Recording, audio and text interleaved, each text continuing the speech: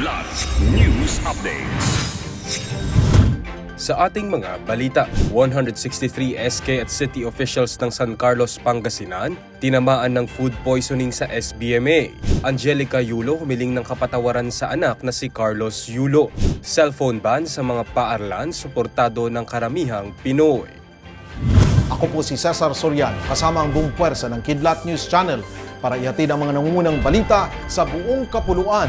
Ngayon, Isinugod sa ospital ang nasa 163 na sangguniang kabataan officials at ilang kawani ng LGU ng San Carlos, Pangasinan matapos umanong mabiktima ng food poisoning sa isang hotel sa Subic Bay Metropolitan Authority sa Zambales. Ayon sa SBMA Public Affairs, kabilang ang mga biktima sa 335 na SK at city officials ng San Carlos na dumalo sa isang seminar sa isang hotel sa Olongapo.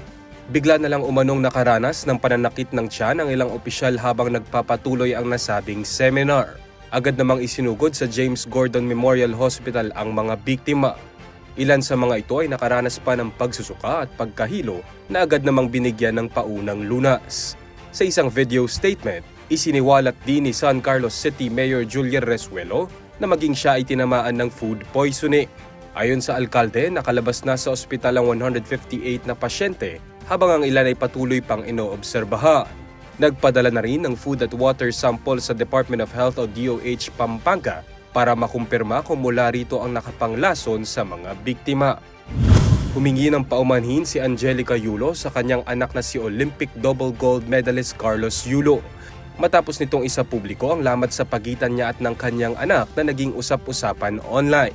Sa isang press conference ngayong araw sa Maynila, emosyonal na bumati si Angelica sa kanyang anak matapos ang nakamit nitong tagumpay. Inamin din ito na hindi siya naging perpektong ina, ngunit wala umano itong ibang hangad kung hindi ang ikabubuti ng kanyang anak at sa bawat miyembro ng pamilya. Nagpaabot din ng dispensa si Angelica sa nobya ni Kaloy na si Chloe San Jose na una niyang sinabing dahilan kung bakit sila may hindi pagkakaunawaan ng kanyang anak. Kasunod nito, humiling ang ina ng kapatawaran kay Carlos, gayon din sa kanilang pamilya. Kahapon nang binasag ni Carlos ang kanyang katahimikan sa pamamagitan ng isang TikTok video upang sagutin ang kontrobersiyang pumutok sa kasagsagan ng kanyang laban sa 2024 Paris Olympics. Kabilang narito ang pagkwestiyon nito sa pinatunguhan ng kanyang mga napanalunan sa mga nagdaang laban nito at ang issue ng kanyang ina sa kanyang girlfriend. Ani Carlos, matagal na niyang pinatawad ang kanyang ina. Karamihan sa mga Pilipino ang sumasang-ayon sa pagbabawal ng paggamit ng cellphone sa mga paaralan ayon sa Pulse Asia Survey. Sa survey na kinomisyon ni Senator Win Gatchalian, lumalabas na nasa 76% sa adult respondents sa bansa ang pabor sa cellphone ban sa mga paaralan, habang 13% naman ang hindi sumasang-ayon at 11% ang nagsabing neutral sila sa usapin.